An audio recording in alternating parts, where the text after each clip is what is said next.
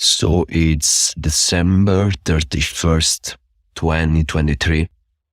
I am Italian, from the villa of a girl I just had sex with, a blonde Polish girl. And in the last 4 hours, I pulled twice actually.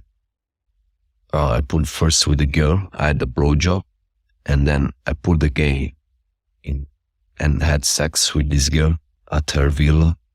And this is all thanks to John. Since I switched to indirect game and I start flirting the way he teaches, and I start adjusting my tonality like he's been showing me, and my body language, my results are going crazy. Like in the last days, I had every day I'm getting instant dates with 8s and 9s. And today I had the first lay since I've been starting working with John. I had pulls already, but I did not fuck close. But since he teach me to deal with the objections, it's easier. And as a result, today I pulled and I fucked. And one blowjob and the other one sex. And yeah, I think I'm so fucking happy I'm starting working with John. He's tough. He's not easy to work with, and you have to adapt. And he will make you change your mindset. Will make you a big mindset of a soldier, of a fucking Navy SEAL. Like straight to the mission. And I think that's what I needed. And I think it's helping me also in other areas of my life, like business. And I also do Muay Thai, and that helps me. So yeah, I think he's the best coach ever. My friend suggested me, and he told me John is the best dating coach in the world. I was a skeptic in the beginning, but now that I'm working with him, I agree. I think he's the best in the world, and he's really dedicated. Like he really cares that you get laid. So he basically texts you every fucking day and check on you if you are working, if you're doing the work. And I think you cannot get any better outside there. Like, I think you know John and you decide to send money to another coach, you're basically deciding to get scammed. So you're basically deciding to flush money down the toilet. And I think there is nothing as good as John, not just for his style, is what he teaches, but also for the dedication that puts on you. Like when you work with him, you will see that he really cares about you, like treats you like you are his brother or you are his son, like checks you.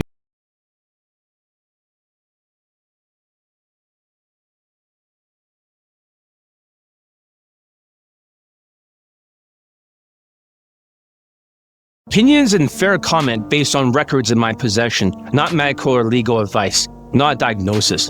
Redacted for privacy, I correct material errors. If you Googled my name, you might see a Reddit review before you Googled my site, John Elite. This isn't a review, they never looked at the course. They started with Elite Access, not the whole Elite Bundle Resurrections. It's meant to turn you off before you meet me and try to turn off 777,000 people on Reddit in their seduction forum. A smear campaign is a planned effort to discredit a person or group and tarnish their reputation. Psychology Today.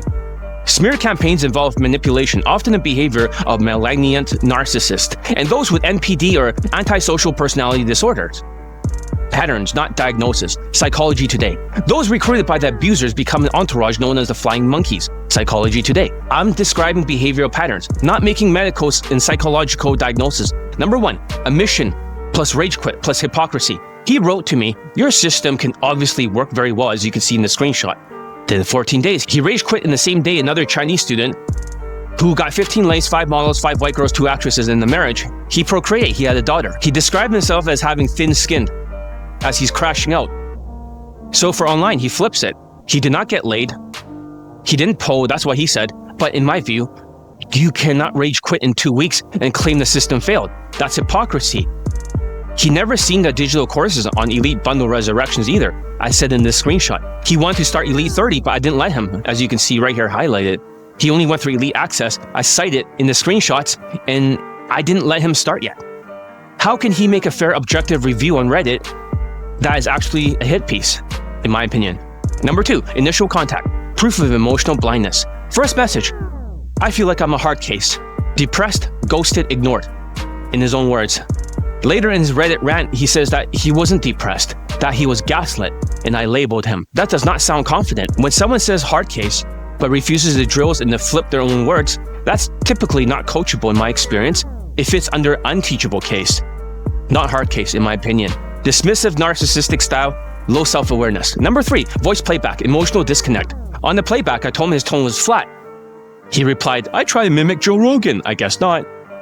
You can see in the screenshots. He literally admitted that he could not hear it himself. In my view, that's emotional blindness, style behavior, not connected to his own tone, no ability to register mistakes. He later spun it as gaslighting, but the evidence show that he said it first. Number 4, progress and quit. Not enough to change habits. He logged in 12 drills only, really bad drills, 17 approaches, which are just less than 10 seconds each approach, across 14 days, 17 approaches with audio over 14 days, where he rage quit because of that Chinese student procreating. I have the chart. As you can see, I logged in all the times that he approached. We could show every screenshot, but there's big gaps, skip check-ins. As he says, he even complained, why do I have to check in every single day, as you can see in the screenshot? In my view, habits don't transform without sporadic effort. Quitting before the foundation even doesn't prove failure. It proves avoidance. Number 5, NDA, $400 goodwill payment, the breach of contract without remorse. He signed a non-disparagement NDA. It took $400 goodwill payment, as you can see in the screenshot, that he ignored it and he made a smear campaign anyways. This posted statement, I believe, are inconsistent with that agreement. It really says that he cannot write a hit piece. Number 6, scope of access, not a full program review. He never started Elite Bundle Resurrections. He got Elite Bundle 2 at a time, and he did not access the digital courses there. His experience was limited to Elite Access. In my opinion, presenting that as a review of my full system is misleading, as you can see in the screenshot. He cannot even start Elite 30. Number 7, supplements, the real deal. His claim was that irresponsible prescriptions. Well, that's false. I don't prescribe anything. These are over-the-counter Amazon available optional over-the-counter items that aren't prescriptions. Only doctors can prescribe. This student never used them. He placed 2 duplicate orders by accident. Both stayed unopened. On the phone, he said that I'd rather get everything from food. I'm worried about side effects because he's a vegetarian. He later reframed this as death by supplements because a student died. In reality, the case he cited involves a lung clot, not a stroke. A stroke is in the brain. This is a different condition entirely when he's referencing alpha GPC.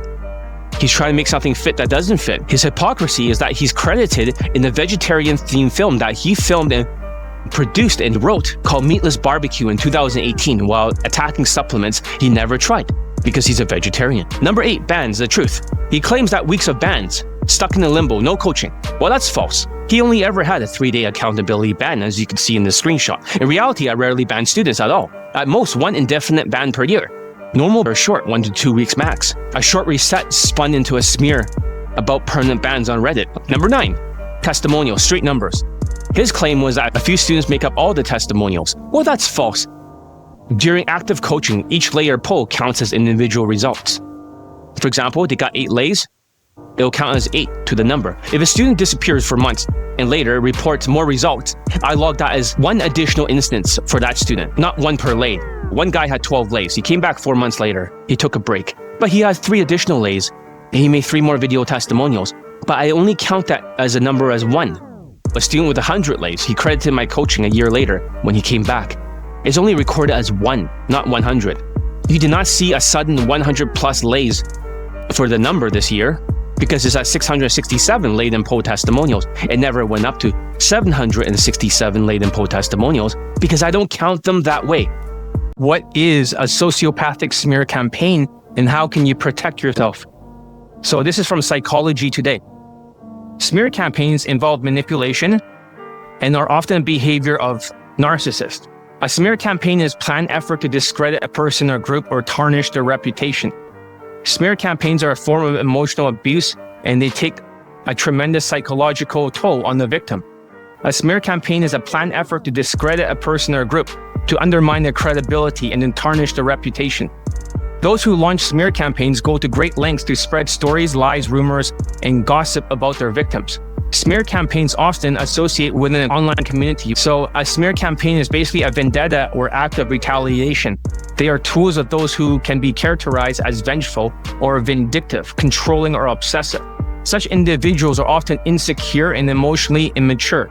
Smear campaigns involve manipulation, and they're often a behavior of a malignant narcissist and those with narcissistic personality disorder and antisocial personality disorder, which is formerly known as sociopath and psychopath. They are abusers who paint the victim as the abuser because they see themselves as the victim. These people are incapable of taking responsibility or accountability for their actions. They mount smear campaigns to control the narrative and often rewrite history. Smear campaigns amount to character assassination. The individual grooms other people over time to function as allies or followers. They do this by spreading false or exaggerated information about the target. Those recruited by the abuser to actively participate in their manipulation becomes an entourage known as the flying monkeys. These smear tactics won't work on all who are approached. Often they only influence people who are easily manipulated.